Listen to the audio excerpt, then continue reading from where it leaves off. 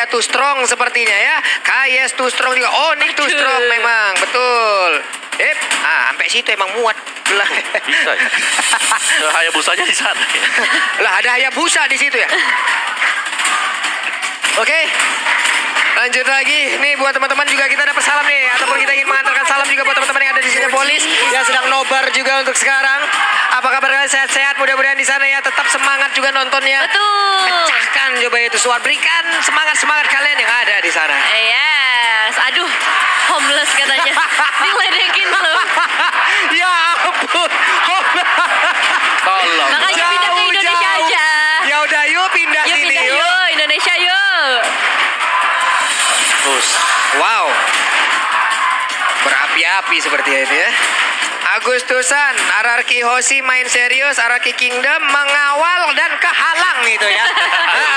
Terima kasih MPL Weekend kami jadi lebih berwarna. Ya ampun kakak, ada yang di depan. Waduh. Saya boleh tugas di situ apa gimana? Enggak boleh Pak Bulu, enggak boleh. Lihat siapa yang keluar. Tolong ya. Oh my god. Melisa, seperti yang kita bicarakan Om Wawa.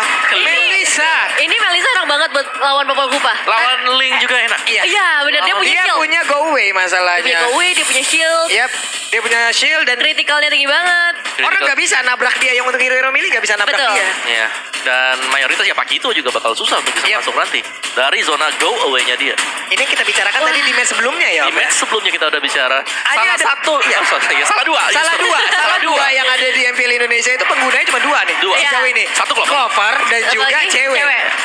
Akhirnya dibuktikan nongol lagi.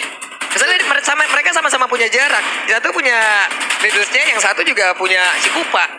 Sama-sama bisa dilemparkan ke depan dan juga memberikan Sakura. jarak, membuat jarak untuk kali ini. Angela, aduh combo Link dan Angela Mengambil resiko. akan ditunjukkan lagi. Benar, mengambil resiko, tapi mereka punya backupan terhadap hal tersebut. Mereka punya Faramis. Di saat aktif semuanya, darah putih di sini apakah bakal ngaruh? Ada pantun Pak Pulung. Apa Pak Pulung tuh? jadi kuli pakai gesper nyalain saklar ya. Hilang Mana dia. itu pantunnya tadi, Di sebelah mana? kiri hilang dia. Mau baca itu pantunnya, tolong mana itu Agustusan RRQ Hoshi main serius RRQ Kingdom mengawal. Ini sedap. Mengawal ya di depan. Mana itu? Terima kasih MPL. Oh ini lagi mancing ada polisi. Kairi Cakep. sudah siap adu retri. Wey. Boleh. FPL Arena ini udah semakin panas lagi. Coba kita mau dengar dari RRQ Kingdom dulu nih suaranya RRQ Kingdom. Oh, tidak terdengar kalah suara kita sepertinya oleh suara RRQ Kingdom yang ada di ujung sana. Dan pastinya Sonic pun di sini tidak kalah. Semangat, jadi langsung saja let's go Royal Derby. Welcome. Ini dia untuk Royal Derby MPL season yang ke-10. Memasuki karena laningnya masing-masing Kairi dan juga Albert. Akai dan juga Link. Ini bakal menjadi pertandingan yang menarik juga. Adu retribution yang pasti akan terjadi dengan suara-suara dari RRQ Kingdom yang udah menyala sekali di belakang sana. Iya, dan pastinya ini masih farming dulu sih semuanya. Apalagi kalau dengan kondisi Link yang sekarang ya, dia butuh banget untuk dapetin level 4 lebih cepat atau terlebih dahulu untuk bisa langsung memberikan pressure, extra pressure. Terutama di sini berhadapan dengan Melisa. Melisa gak boleh diberikan item terlalu cepat juga. Apalagi Melisa ya. Kalau aku bisa bilang dengan satu bawin talker aja, damage-nya dia udah cukup berasa. Apalagi dibantu dengan adanya kehadiran Muddles. Betul. Hei, ada pergerakan dari Albert sepertinya dan bergerak langsung ke arah dari Little Wanderer, tapi Keyboy dan juga Kairi ada di area tersebut beserta dengan Sans. Dengan Valentinanya berusaha untuk mengusir langsung ke arah beberapa player dimiliki oleh RRQ Hoshi. Iya, sedikit pertukaran damage terlebih dahulu terjadi nampaknya untuk early-nya, tapi kali ini pergerakan Albert gak berhenti sampai di sana, udah menuju ke arah top lane nampaknya dengan Kupa yang sudah berhasil ditumbangkan oleh Melisa dari seorang cewek, tapi ini dia hanya terfokus ke arah buff saja. Yep. Sementara untuk di area mid juga mereka masih bersama-sama untuk menghilangkan langsung ke arah wave minionnya, mengumpulkan dulu dari sisi level, dari sisi goalnya, agar nanti bisa cepat untuk bergerak, membantu rekan-rekannya di lane yang berbeda. Dan sesaat lagi akan ada pertemuan antara Boots dan juga R7 yang menggunakan langsung ke arah Pakito, di mana Bootsnya sejauh ini masih berhasil untuk mendorong mundur sedikit, tapi Albert mengamankan dulu ke arah Little Crab yang ada tepat di depannya. Oh ya, meskipun memang ada sedikit gangguan dari seorang Boots, tapi masih bisa diamankan dengan begitu mudahnya, nggak butuh retribution juga pastinya untuk creep yang cukup kecil, tapi PN yang kali ini mungkin akan memberikan satu perlindungan supaya Albert bisa memiliki space yang yang lebih besar dan Turtle sudah terspawn di menit yang kedua. Yap, Turtle yang pertama. Ini pun pastinya akan menjadi pembuka dari pertempuran mereka atau tidak akan ada kontes karena untuk kali ini R7 sepertinya dari jauh melihat aja dan juga dari Albert mendengar sedikit ke bagian depan tapi untuk kali Turtle-nya berhasil untuk diamankan di mana jepitannya berhasil juga mendapatkan karena 2 player. Lemonnya mundur lagi berhasil selamat, tidak ada yang tumbang sejauh ini. Baru dimulai tapi di dia perebutan retribution sudah terjadi dan Kyrie berhasil mendapatkan retributionnya dengan cukup on point tapi belum berhenti sampai sana juga Kiboy akan memberikan gangguan lagi memaksa Albert untuk mengeluarkan beberapa source skill-nya masih bisa diamankan tentunya dan ini dia untuk emblemnya. Ya, sama-sama dengan Demon Slayer untuk kedua jungler ini. Yap, tapi Kyrie cukup beresiko loh, dia seorang diri berada tepat di pusat dari area defense yang dimiliki oleh Rakyoshi barusan loh. Oh iya, dan balik lagi dari Albert dengan attack speed, sedangkan dari Kyrie dia mainin untuk cooldown reduction untuk retribution dia. Wow, Maksimal. pintar ya. Bermain untuk dari sisi cooldown. Kalau dari minimap kita lihat lagi antara Boots dan juga R7. Tiada hentinya, 2 hero ini ada pergerakan pula. Sans, Kiboy, akankah mereka masuk ke dalam rumputan di mana untuk ceweknya berfokus menghilangkan satu shield. Dan mereka ternyata ada 1, 2, 3 hero bergerak langsung ke area dari god lane itu sendiri. Belum mau terlalu maju, wave minionnya segera dihilangkan pula dan Kiboy masih bersembunyi. Iya, mencoba untuk menahan Lemon nampaknya sebentar saja karena di area mid lane sudah ada seorang Sans yang akan coba untuk nge-clear dengan lebih cepat. Tapi baik lagi, kalau kita ngomongin R7 dan juga Boost, lihat damage yang bisa diberikan oleh seorang R7 memang udah cukup banyak. Tapi dengan hero regen seperti ini, Esmeralda melawan Pak Vito akan menjadi fight yang cukup lama, Pak Pulu. Itu lama banget masalahnya. Masalah berganti-gantian di saat cooldownnya ada, Ya. ya udah itu waktunya untuk nge-regen SP lagi gitu. Fun fact, terakhir kali Lemon bermain mid laner ketika Grand Final MPL di season 6 dengan hero Lunox. Season 6. Season 6, sekarang udah season 10. Lama ya. Lama ya cooldownnya ya untuk pakai mid lane lagi. Tapi ini kita bakal lihat juga perebutan ke area purple buff terlebih dahulu karena Kyrie udah ada di area tersebut dengan Happy Spin-nya yang sudah standby tapi belum ada perebutan terjadi pada bahkan berhasil diberikan oleh seorang Kyrie ya. Oke, purple buff-nya berhasil diambil oleh Kyrie menjadi PR tambahan untuk Albert. Tidak punya purple buff, tidak punya bahan bakar untuk bisa bergerak dengan energinya yang sangat boros dan sekarang turtle-nya pun tidak ada kontes. Ya, Iya. gratis untuk Onyx Esports dan kekuatan dari Akai sudah mulai terlihat bahwa dia bisa melakukan raid tanpa perlu takut karena dia punya HP yang cukup tebal. Benar, dengan 2 level perbedaan pula. Dan sekarang dari Orange Buff-nya kembali diamankan. Mereka mendapatkan begitu banyak keuntungan. Dan juga untuk kali ini mundur lagi, mundur teratur. Ada Popoli Kupa yang tepat berada di depannya, disipin dengan Epic Spin.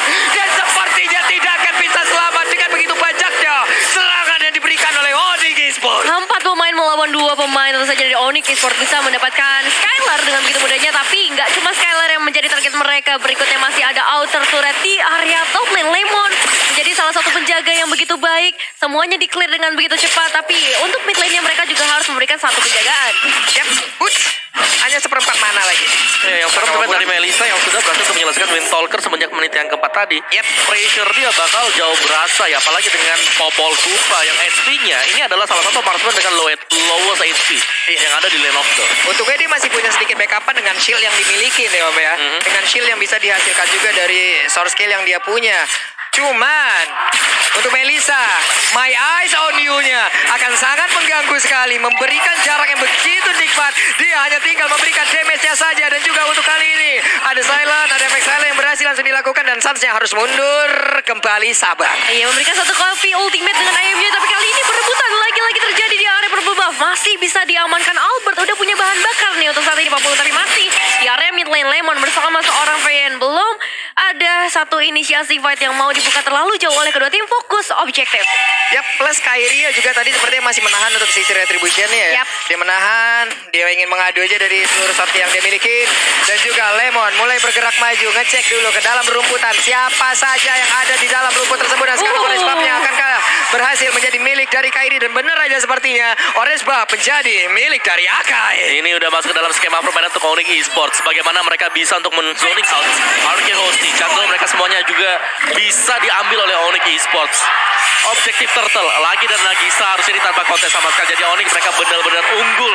Apalagi dari kendali EXP yang sudah didapatkan oleh Kyrie. Weh, itu udah ada Tempest of Blade. Akankah kali ini dari linknya masih bisa selamat, masih bisa pergi dan masih bisa ke pria tersebut. Sementara untuk kartelnya lagi oleh pemain dari Onyx Esports dan juga Lemon tertinggal seorang diri berusaha untuk kabur dari yang tersebut di mana Akai berusaha untuk bisa mengejar. Belum ada body slam, belum ada headbutt, tapi di area mid udah ada satu outer turret berhasil dihancurkan. 100% objektif karena Turtle berhasil diamankan oleh Onyx Esports, tapi RRQ Hoshi gak berhenti sampai di sana. Mereka masih punya kesempatan, terkenal dengan late game-nya yang begitu galak, mungkin bisa menjadi salah satu jawaban dari RRQ Hoshi. Tapi yang bawah, potensi late game seperti apa yang bisa dilakukan oleh RRQ Hoshi? Waduh. Split push mungkin salah satu jawabannya, tapi ini juga cukup berbahaya. Apalagi Albert kalau memang dia harus melakukan split push, dia harus berhati-hati dengan efek kejutan-kejutan. Semisalnya kalau ada Matilda yang mencoba untuk mengejar. Waduh, itu dia Cycling Eagle memaksa Tempest Oblet agar bisa keluar defense shot. Dia pergi ke arah yang lain, masih bisa selamat, tapi di area yang lain udah Devipsin langsung aja berhasil mencepit ke arah R7, tapi R7-nya masih berhasil lari. Iya, kita udah melihat pergerakan dari seorang Kibo yang begitu agresifnya. Circling Eagle bisa banget menabrak ke arah seorang Albert. Bahkan satu outer turret ditambahkan lagi. Bagi teman-teman dari Onyx Esports, Kibo belum berhenti di sana. Mencoba untuk memberikan sedikit gangguan dan distraksi untuk teman-teman RRQ Hoshi. Oke. Menit 8 coba lihat poin killnya 1-0. Yes, tapi tidak cuma poin kill yang kalau kita lihat. Oh, ya. Ekonominya, goalnya. Ekonominya 4.000, 5.000. jaraknya loh. Jaraknya goal gapnya ini benar-benar jauh banget. Onyx Esports mereka memainkan objektif dengan sangat rapi. Yep. Match 1, match 2 kalau kita tonton tadi, mereka dari sisi poin killnya lumayan jauh, tapi goal gapnya paling 2.000, Yep. 3.000. Tapi kalau yang sekarang Onyx mereka benar-benar bisa mengendalikan karena mereka sanggup untuk nyebrang masuk ke dalam jungle dari RRQ Hoshi dengan cukup nyaman. Dengan hero yang dipakai oleh Kairi sekarang adalah Akai. Dan Kairi bisa dibilang jadi mandiri ya Om ya. Mereka pun tidak terlalu banyak untuk memikirkan pergerakan Kairi apabila dia sendiri. Karena pastinya dengan durability yang dia punya, dengan soul kill yang dia punya, dia bisa mempertahankan diri dengan sangat-sangat baik. Hanya saja Albert mendapatkan begitu banyak damage yang masuk ke arah tubuhnya. Maestro Onyu-nya langsung dikeluarkan pula. Lemon harus mundur sedikit. Ada Keyboy ketahuan posisinya, langsung diberikan sebuah tumbukan aja ke arah perut. Tapi untung Keyboy-nya masih berhasil kabur. Hanya saja Sans melakukan dash karena yang berbeda, dan juga R7 mencoba untuk masuk sedikit agar bisa menghantarkan damage-nya. Oke, Sans di level yang ke-11 sudah pasti damage-nya begitu mengerikan. Tapi kita boleh lihat juga dari seorang Albert masih bisa melarikan diri terlebih dahulu, membuat dari Onyx Esports akan lebih sabar karena Lord juga udah terspawn. Lord yang pertama yang mungkin bisa menjadi satu tempat fight yang dilakukan oleh RRQ Hoshi. Kalau misalnya dapat Lordnya untuk RRQ, ini bisa ya setidaknya menyebabkan kedudukan mereka dari segi goldnya. Ya, keadaan seperti ini RRQ Hoshi bisa membalikkan loh. Mereka bisa mendadak mendapatkan Lord, dan itu pun membalikkan keadaan dengan sangat-sangat cepat. Tapi ternyata Lord yang pertama tidak adanya kontes. Akankah Onyx Esports mau maju dan juga melakukan sebuah invasi di mana Keyboy di bagian atas nge-zoning lagi pergerakan Albert kali ini nggak dikasih space, bahkan dari seorang Kairi memukul mundur begitu saja, still survive. Ada R7 juga yang bisa memberikan pukulan mundur terlebih dahulu, tapi Lemon yang cukup mengganggu sedari tadi. Semua sisi dari Land of Dawn selalu kehadiran Lemon. Untuk sejauh ini benar-benar dikuasain Om. Iya, Tiap lini. Jauh sih ya. Damas by Axe sendiri ada Sans di sana kan yang sebagai top damage jadi ya. Cuman XP levelnya ini yang beda jauh. Dari Sans dan juga Lemon ini beda 2 level. Dari Kairi mungkin bedanya juga 2 sampai dengan 3 level. Yep. Untuk Albert. Jadi jauh banget karena perbedaan ya, antara purple dan juga orange buff yang bisa diambil oleh Onyx Esports. Belum lagi cewek damage-nya udah jadi semuanya. Windtalker ada tadi, terakhir kalau kita lihat Berserker Fury ada di sana. Kritikal seperti apa nantinya akan dihasilkan. Belum lagi yang dia bawa adalah Inspire. Laksilnya pasti bakal kencang, dan juga damage-nya akan meledak-meledak masuk ke dalam tubuh pemain dari RRQ Hoshi. Coba lihat Maestro Onyu-nya langsung aja memberikan damage ke arah Finn.